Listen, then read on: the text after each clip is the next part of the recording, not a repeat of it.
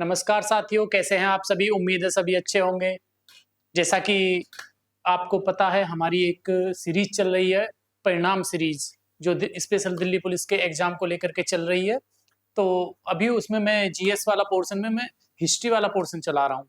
तो हिस्ट्री की अभी मैंने कल इसकी बिगिनिंग बताई थी, इसका बेस आपको थोड़ा सा बताया था और थोड़ा ओवरव्यू दिया था सिंधु घाटी सभ्यता का।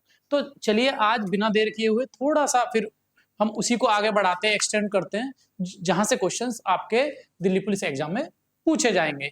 तो बिना देर किए हुए चलते हैं।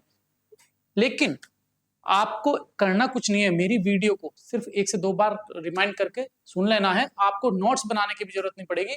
जो मैं बताऊंगा आपके माइंड में एक एक बैठा दूंगा चीजों को। ये मेरी टीचिंग स्किल होगी, ये मेरे ऊपर छोड़ दो। आपका काम है सिर्फ देखना और वीडियो को लास्ट तक देखना है, ठीक है।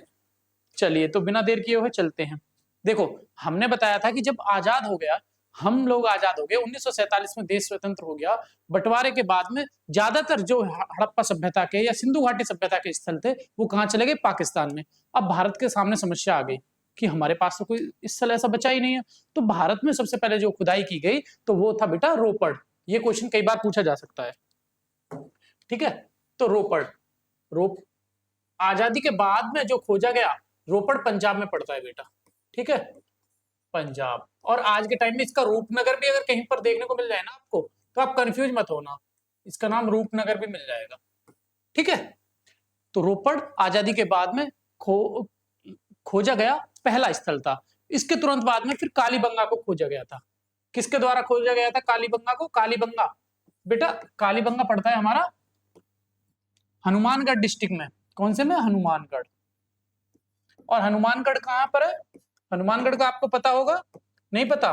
हनुमानगढ़ है बेटा राजस्थान में, ठीक है। और कालीबंगा के ही संदर्भ में एक कथन एस एन राव, हमारे एक इतिहासकार हुए हैं S N Rao, S N Rao, उन्होंने पता है क्या बोला था कि हमने स्वतंत्रता से पहले जितना खोया, कालीबंगा ने उससे कई गुना हमें दे दिया। क्योंकि कालीबंगा से ऐसे ऐसे स्तर मिले हैं, पूर्व हड़प्पा काल के भी मिले हैं, हड़प्पा परिपक्व हड़प्पा के भी मिले हैं, और हड़प्पा के बाद के यानी परवर्ती हड़प्पा के भी हमें साक्ष्य दिए हैं। किसने? कालीबंगा ने, ठीक है। तो ये फैक्ट याद रखना। और किसका कथन था? एस एन राव का कथन था, स्टेटमेंट बोला था ये एस एन राव ने, कालीबंगा के संदर्भ में बोला था, ठीक है। अच्छा, अब आगे चलते हैं हम। तो दो दो चीजें तो ये आपको पता चल गई होगी। अब हम चलते हैं बेटा इनके विशेषताओं के बारे में, एक एक करके पहले विशेषता पढ़ लें, उसके बाद में फिर क्या करेंगे कि जो मुख्य मुख्य नगर है, वैसे तो लगभग 2800 स्थल खोजे गए हैं, लेकिन हमें 2800 के 2800 नहीं पढ़ने, मुख्य मुख्य 8 10 12 के करीब हैं, हम उनको पढ़ लेंगे, ठीक है। पहले एक एक करके विशेषता पढ़ लें, जैसे इनका विभाजन, नगरों का विभाजन, ठीक है। चलिए, विभाजन में क्या है कि बेटा ये जो विभाजन था ना, विभाजन किस आधार पर था? विभाजन विभाजन किस आधार पर था आपको पता होगा। देखिए, ये है वेस्ट, ठीक है, और ये है बेटा इधर ईस्ट, ठीक है। नगर दो भागों में था, सामान्यतः नगर दो भागों में था, एक पश्चिम और एक पूर्वी। तो जो पश्चिम था ये छोटा क्षेत्र था, पश्चिम वाला छोटा क्षेत्र था, ठीक है, और जो पूर्वी वाला था ये बड़ा क्षेत्र था, ठीक है। जो पश्चिम वाला छोटा था, अब यहां पर कौन रहते थे? यहां पर अभिजात्य वर्ग रहता था, अभिजात्य यानी धनी लोग, अभिजात्य वर्ग। अब अभिजात्य किसे कहते हैं पता होगा, कहीं कहीं आपने पढ़ा भी हो, नहीं पढ़ा तो अब सुन लो। अभिजात्य बोलते हैं बेटा, अभिजात्य वर्ग रहता था यानी धनी लोग रहते थे। अब इसके बारे में भी मैं आपको बता दूं, ये तो रहते थे छोटे क्षेत्र में, सामान्य क्षेत्र में कौन रहता था? बड़े क्षेत्र में कौन रहता था? जो सामान्य लोग थे। अब सामान्य कौन है और अभिजात्य कौन है? तो अभिजात्य में आते हैं बेटा पुरोहित वर्ग, ठीक है, राजा, राजा टाइप के जो भी थे। हालांकि राजा का कहीं पर इसमें कोई एविडेंस नहीं मिला कि कोई राजा मिला है, या सरदार कह सकते हैं, लेकिन हम ये नहीं कह सकते कि उस टाइम पर राजा प्रणाली थी, ठीक है। तो ये था हमारा पश्चिम में। सामान्यतः नगर कैसे थे? दो भागों में थे। एक अपवाद है, अपवाद कौन सा है बेटा? वो है धौलावीरा। अपवाद को मैं अलग करके लिखे देता हूं आपको, नोट, नोट। अपवाद क्या है? अपवाद है बेटा इसका धौलावीरा, धौलावीरा। धौलावीरा कहाँ पड़ता है? धौलावीरा कहाँ पड़ता है? गुजरात में, ठीक है ना, धौलावीरा। और ये क्या अपवाद था कि ये 2 भागों में नहीं था, ये 3 भागों में था। देखिए ऐसे 1 2 3। इस वाले भाग को बोलते थे बेटा गढ़ी क्षेत्र, गढ़ी। इस वाले को मध्य और इस वाले को निचला। उम्मीद है दिख रहा होगा, नहीं दिख रहा तो मैं कलर चेंज कर लूंगा, ठीक है। तो ये फैक्ट के रूप में आप याद कर लेना। विभाजन आ गया समझ में। अब आते हैं दुर्गीकरण पर, दूसरा फैक्ट जान लेते हैं इसके बारे में, ठीक है। दुर्गीकरण, दुर्गीकरण में क्या आता है? एक तो सामान्यतः जितने भी नगर थे, सभी के लिए नहीं कहेंगे, कुछ अपवाद हैं वो दुर्गीकरणकृत थे और कुछ अपवाद ऐसे थे जो दुर्गीकृत नहीं थे। जैसे एक है चनहुदड़ो अपवाद, अपवाद चनहुदड़ो, ये इसका हमें कोई ऐसा नहीं मिला है कि ये फोर्टिफिकेशन था, इसके नगरों का फोर्टिफिकेशन। जैसे ये नगर है, ये गढ़ी क्षेत्र है और इसके चारों तरफ कोई ऐसे दीवार मिली हुई हो, ऐसा कोई नहीं मिला। कौन सा अपवाद है?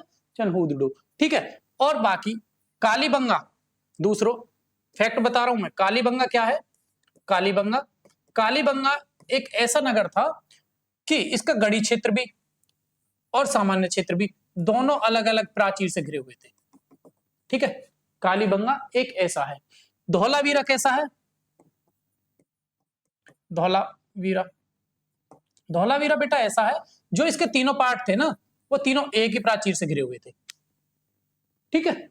लोथल भी मिल जाएगा। तो दुर्गीकरण का समझ में आ गया, उम्मीद है ये समझ में आ गया होगा। फोर्टिफिकेशन वाला सिस्टम जो भी था। चनहुदड़ो के बारे में आपको फैक्ट बता नहीं सकते कि कैसा था। अब आते हैं बेटा यहाँ की सड़कें। एक और फैक्ट, सड़कें, सड़कें कैसी थी? नंबर 1 तो ये कि ये ग्रिड पद्धति पर थी। ये कई बार पूछा गया सवाल है कि किस पद्धति पर थी? ग्रिड,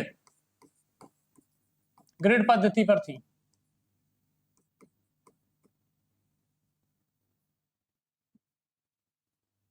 ग्रिड पद्धति पर थी।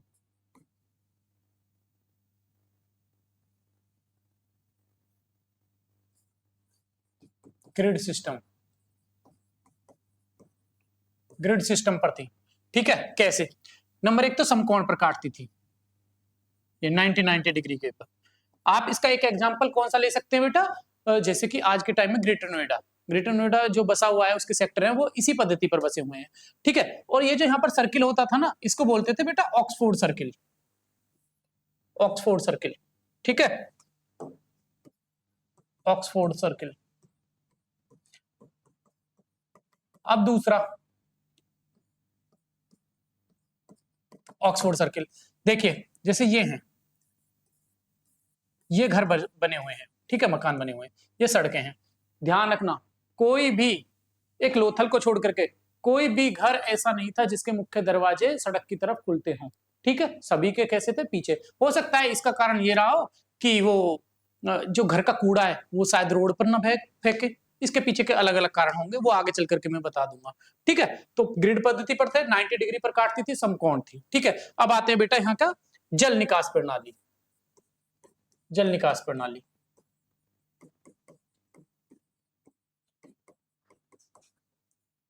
जल निकास प्रणाली का क्या था? जल निकास प्रणाली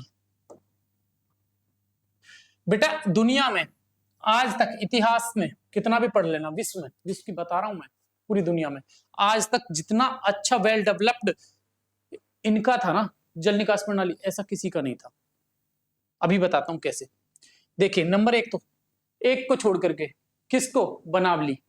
अपवाद, पहले मैं इसका अपवाद बता देता हूं, अपवाद क्या है। बनावली, बनावली से कोई नाली नहीं मिली है।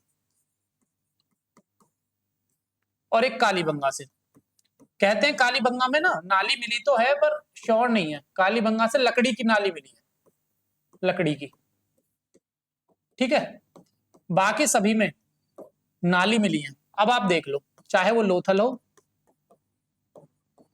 लोथल एक ऐसा शहर था, खुद घर तो कच्ची ईंटों के थे लेकिन नालियां पक्की ईंटों की थी, ठीक है। अब था कैसे? जैसे सपोज दैट ये घर है, ठीक है, अब इसमें से पानी निकल करके जाना है, तो ऐसे जा रहा है, फिर आगे चल के 4-5 सीढ़ी बना दी, ठीक है, फिर आगे चला गया, फिर आगे चल करके 4-5 सीढ़ी बना दी, जिससे कि ढाल में चला जाए। और एक यहाँ पर पिठौल बना देते थे, पिठौल बना करके क्या, एक जाली लगा दी, जिससे कि जो कूड़ा वगैरह है ना वो उसकी तरफ चला जाए और जो प्योर पानी है वो आगे की तरफ चला जाए। और बाद में कर्मचारी क्या करते, उस कूड़े को निकाल करके फेंक देते। ऐसा सिस्टम था, आज के भी कई सारे शहरों में नहीं मिलेगा, ठीक है। तो जल निकास प्रणाली ऐसी थी। और दूसरी बात, नालियां सभी ढकी हुई थी, ठीक है, नालियां सभी ढकी हुई थी। तो आपको ये इसमें पता चल गया होगा। अब आता है इसका ईंटें। ईंटें कैसी थी बेटा, ईंटों का जो डायमेंशन था ना वो 4:2:1 में थी, ठीक है। यानी अगर सपोज दैट किसी की विड्थ 7 सेंटीमीटर है या मोटाई 7 सेंटीमीटर है, तो ये 14 होगी और ये 28 होगी, ठीक है, इस तरीके से। यानी हम रेशो में देखें तो हमारा ये आ जाएगा, रेशो में 4:2:1। दूसरी बात, ईंटें कच्ची भी मिली है, कच्ची ईंटें। दूसरा, पक्की ईंटें भी मिली हैं। अब पक्की ईंटें कहां पर मिली हैं पता है, कुछ बताऊंगा अभी। तीसरा, वक्राकार ईंटें भी मिली हैं।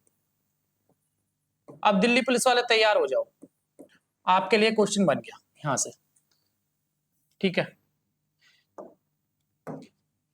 एकमात्र ऐसा इंपोर्टेंट क्वेश्चन, मार्क कर लो इसको। एकमात्र शहर ऐसा कौन सा है जहां से वक्राकार ईंटें मिली हैं, कर्व के रूप में मिली हैं? तो बेटा वो है चनहूदड़ो, चनहूदड़ो, ठीक है। यहां से वक्राकार ईंटें मिली हैं। पक्की ईंटें, धूप में सुखाई हुई ईंटें भी मिली हैं, धूप में सुखाई हुई ईंटें, सुखाई हुई। अच्छा, इसमें ना सुखाई ईंटें भी मिली हैं। और मैं बता दूं, अलंकृत ईंटें भी मिली हैं। अलंकृत जानते हो, किसी पर कुछ बनाया गया हो, वो कहां से, कालीबंगा से मिली है, कालीबंगा के फर्श से अलंकृत ईंटें। मैं एक यहां पर फैक्ट बना देता हूं, अलंकृत ईंटें, ईंटें कालीबंगा के फर्श से, कालीबंगा के फर्श से। और दूसरा एक और चीज बता दूं, बिल्ली के पीछे कुत्ते भागते हुए के साक्ष्य भी मिले हैं। तो इसी से ये पता चलता है कि वो ईंटें क्या थी, धूप में सुखाई जाती थी, खुले में सुखाई जाती थी, ठीक है। क्योंकि ईंट पर ये निशान दिखाई दिए हैं कि आगे पैर किसके, पंजे बिल्ली के और उसके पीछे कुत्ते के। तो इसका मतलब क्या है कि जरूर ये खुले में सुखाई जा रही थी, तो बिल्ली के पीछे कुत्ते के भागने के साक्ष्य भी मिले हैं। कच्ची ईंटें भी मिली हैं। और घर आमतौर पर कच्ची ईंटों के होते थे, एक दो को छोड़ करके। आपसे ये पूछा नहीं जाएगा स्पेसिफिक, क्योंकि आप केवल दिल्ली पुलिस एग्जाम दे रहे हैं। अगर आप वहीं कोई पीसीएस वगैरह या आरओ और एग्जाम देते तो उनमें पूछा जाता। अभी हमारा फिलहाल टारगेट किसको लेकर के है, दिल्ली पुलिस। तो अभी मैं केवल दिल्ली पुलिस को टारगेट करके ही पढ़ाऊंगा, उम्मीद है ना। तो आप सिर्फ उतने ही फैक्ट लेकर के चलेंगे, ठीक है। अब ईंटें हो गया, फिर आ जाइए और क्या फैक्ट बचता है इसमें। नगर नियोजन हो गया, सड़कें हो गई और ईंटें हो गई। हाँ, माप तोल का इकाई, माप तोल। ये बाइनरी नंबर में थे, 12,800 तक, इतने तक का था, ऐसा मिला है, ठीक है। माप तोल भी थी। दूसरा और क्या था, चलिए आज के लिए इतना ही रहने दो, ठीक है। फिर कल लेकर के चलते। कल मैं क्या करूंगा कि एक एक शहर जितने भी, जैसे मोहनजोदड़ो, उसके क्या क्या फैक्ट मिले हैं, ठीक है। चनहूदड़ो से क्या मिला है, जैसे आपको एकदम दिमाग में क्लिक कर जाना चाहिए। चनहूदड़ो से कितना है, जितना भी हमारा मेकअप का सामान है ना, लिपस्टिक, बिंदी, काजल, ये सब है ना, मांग भरी हुई औरतें, वो सारी चनहूदड़ो से मिली हैं। तो इस तरीके की जितने भी फैक्ट हैं वो चनहूदड़ो से मिल गए हैं। कुछ लोथल से डॉकयार्ड मिल गया है, मोहनजोदड़ो से महान स्नानागार मिल गया है, और जो जो चीजें मिली हैं जहां जहां से, वो क्वेश्चन जहां से बनेगा मैं आपको कल अपनी वीडियो में बता दूंगा। आपको करना कुछ नहीं है, सिर्फ वीडियो को 1 से 2 बार देखना है। और उम्मीद है आपको वीडियो पसंद आएगी। और अगर आपके माइंड में कोई क्यूरीज आती है, कुछ क्वेश्चन आते हैं, तो आप कमेंट बॉक्स में लिख दीजिएगा, ठीक है। धन्यवाद।